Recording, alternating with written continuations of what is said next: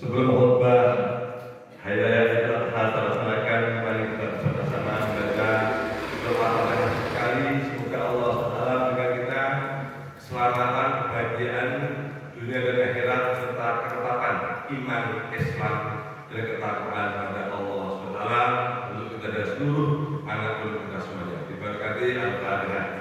A'udzubillahi minasyaitonir rajim. Bismillahirrahmanirrahim. Alhamdulillahirabbil alamin.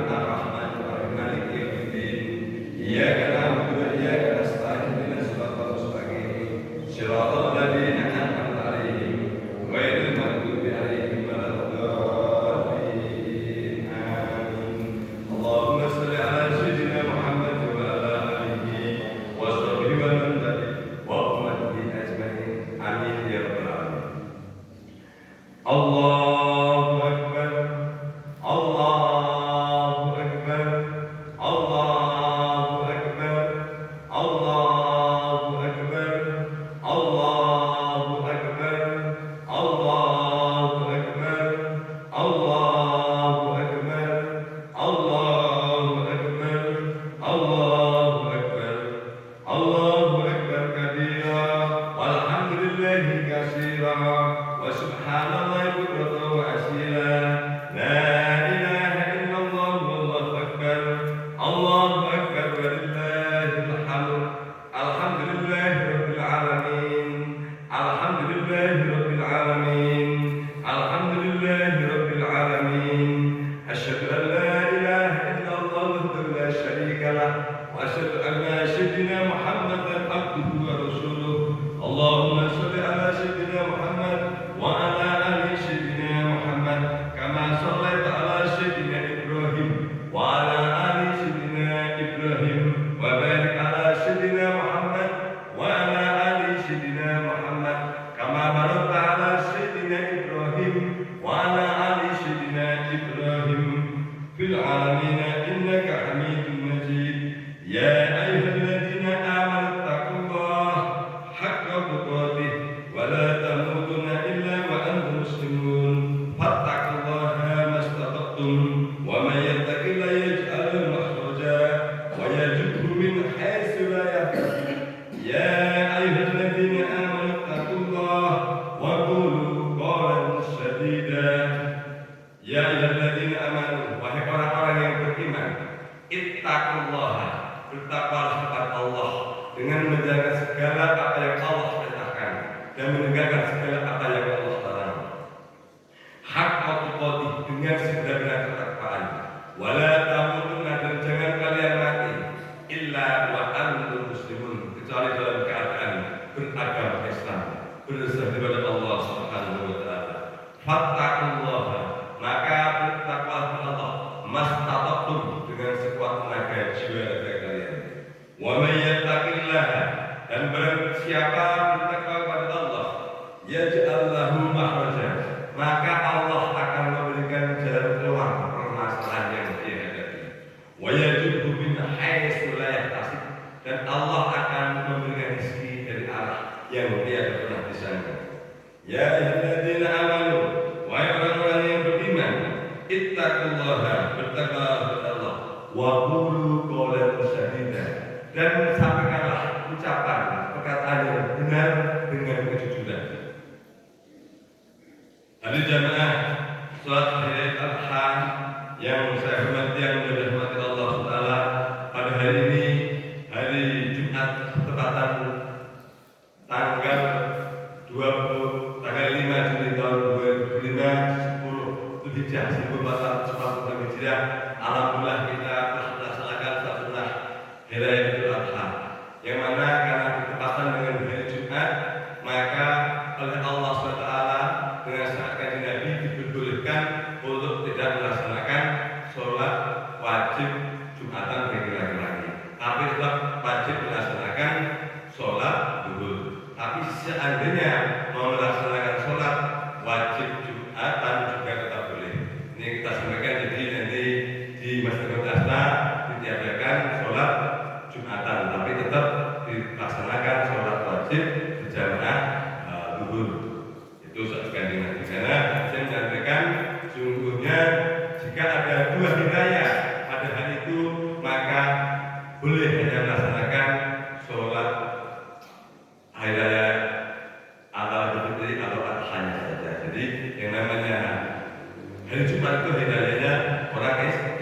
Jadi hari ini ada dua hari raya, yaitu hari raya Adha dan hari raya Jumatan. Hari raya Adha adalah hari raya yang memperingati betapa besar tingkat ketakwaan Kanjeng Nabi Ibrahim alaihissalam saat diperintahkan oleh Allah SWT untuk menyembelih putranya yaitu Nabi Ismail alaihissalam. Yang mana sejarahnya Nabi Ibrahim alaihissalam sampai usia 40 tahun belum punya putra, sampai lanjut usia belum punya putra. Hanya ketika memiliki istri yang kedua yaitu Sayyidina Hajar, sebelumnya ada Sayyidah Sarah. Kemudian Sayyidah Sarah itu adalah seorang perempuan Mesir dari daerah Irak, Babilonia sekarang. Kemudian Sayyidah Hajar itu istri kedua yaitu istrinya Raja Fir'aun. Tapi Fir'aun bukan Fir'aun yang jahat itu bukan. Fir'aun itu adalah gelap, bukan. Kalau yang Fir'aun yang sombong yang ditenggelamkan dalam daerah itu adalah Ramses Akbar juga. Itu berbeda.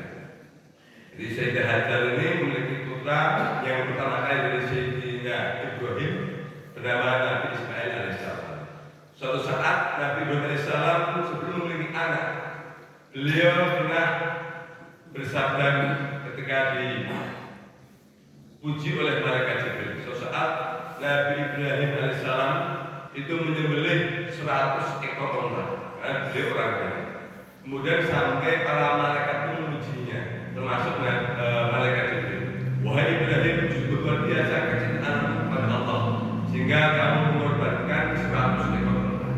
Kemudian Nabi Ibrahim alaihissalam menjawab, seandainya aku punya anak, kemudian Allah meminta aku untuk menyembelihnya, maka akan aku sembelih pula.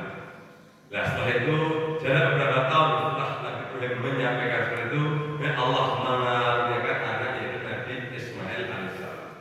Menginjak dewasa Nabi Ismail lebih usia 7 sebelum 12 tahun, Allah menagih janji tersebut melalui 3 kali mimpi. Wahai Ibrahim, sembelihlah putramu sampai 3 kali. Kemudian Nabi Ibrahim mengambil ketetapan hati, jika ini memang ya Allah perintahmu maka akan aku laksanakan. Dan setelah tepat pada tanggal 10 Dzulhijjah, maka Nabi Ibrahim membawa putranya Nabi Ismail untuk menyembelih putranya. Nah saat itulah makanya di dalam perjalanan itu diganggu oleh setan.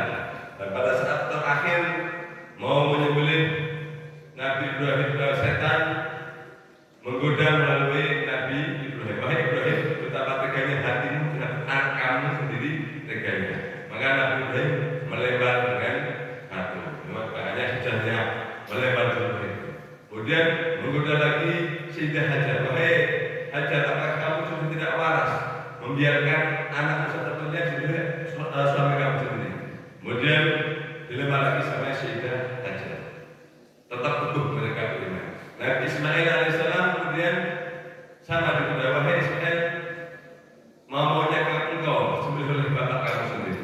Kemudian Nabi Ismail melempar lagi batu kepada setan tersebut. Kemudian Nabi Ismail berkata kepada ayah, laksanakanlah perintah dari Allah SWT. Semoga aku termasuk orang-orang yang bersabar dan soleh yang dipilih oleh Allah SWT. Tepat pada saat Nabi Ibrahim alaihissalam mau menaruh pedangnya di pelipisnya, maka Allah menggantikan dengan tangannya malaikat Jibril dengan seekor domba kibas yang sangat besar. Artinya di situ hanya sebuah nilai ketaatan seorang nabi kepada Tuhannya itu Allah SWT.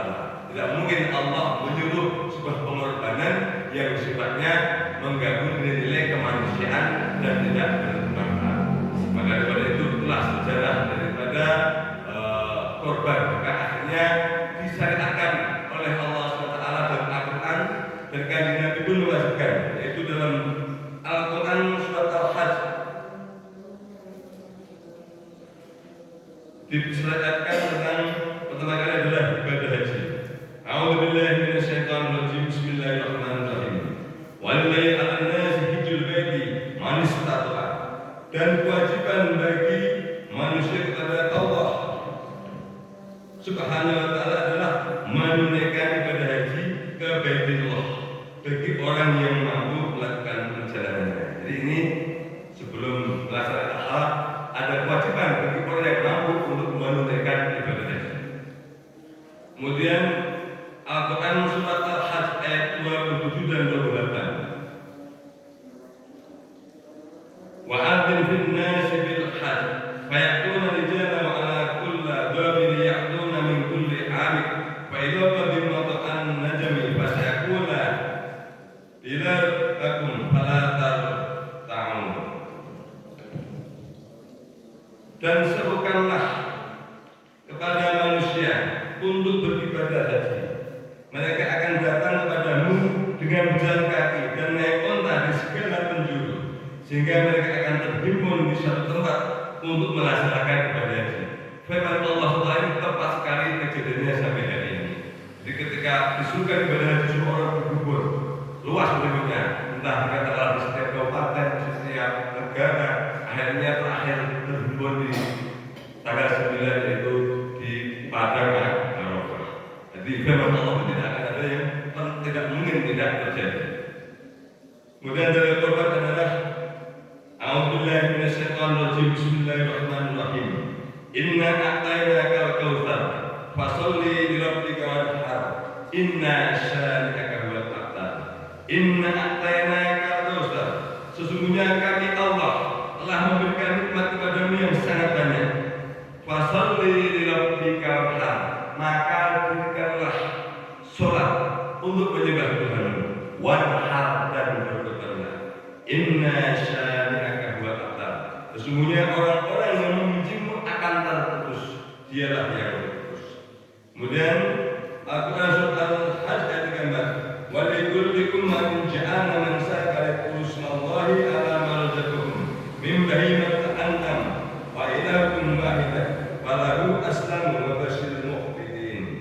Dan bagi tiap-tiap umat telah kami syariatkan penyembelihan korban. Jadi perintah korban ini tidak hanya zaman umat Nabi Muhammad, tapi zaman Nabi Ibrahim ke bawah, semua umat Nabi itu diperintahkan untuk berkorban dengan syariatnya masing-masing, supaya mereka menyebut asma Allah seperti berkabir terhadap binatang yang telah dirizkikan kepada mereka. Maka Tuhan adalah Tuhan yang Maha Esa. Karena itu bersabarlah kepadanya dan berilah kabar gembira bagi orang-orang yang tunduk mau melaksanakan korban. Jadi insya Allah orang yang berkorban akan diberikan kegembiraan oleh Allah SWT dunia dan akhirat. Dan dari Nabi Muhammad SAW diriwayatkan oleh Abu Hurairah, "Ma wajada sya'atan falam yudahu fala yaqrabanna musallana." Barang siapa memiliki keluasan rezeki tetapi tidak berkorban, maka jangan dekati tempat sholat. Itu kajian Nabi. Jadi kalau keluasannya kajian di mana? Ya masjid, ya Masjidil Haram, ya Madinah. Kalau orang yang mampu tidak berkorban, maka dilarang untuk mendekati tempat sholat. Kata kajian Nabi. Kemudian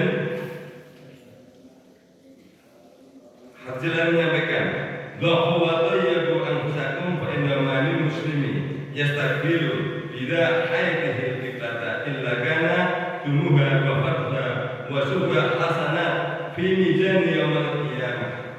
Berkorbanlah dan ikhlaskanlah niatmu karena Allah.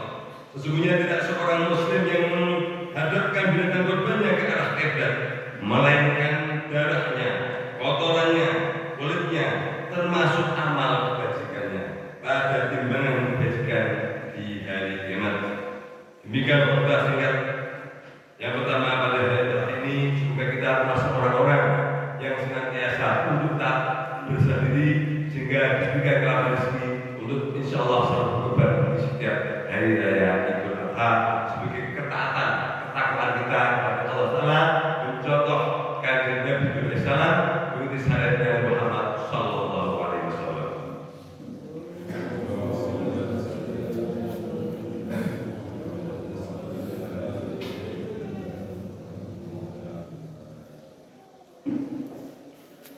Allahu Akbar, Allahu Akbar, Allahu Akbar, Allahu Akbar, Allahu Akbar, Allahu Akbar, Allahu Akbar.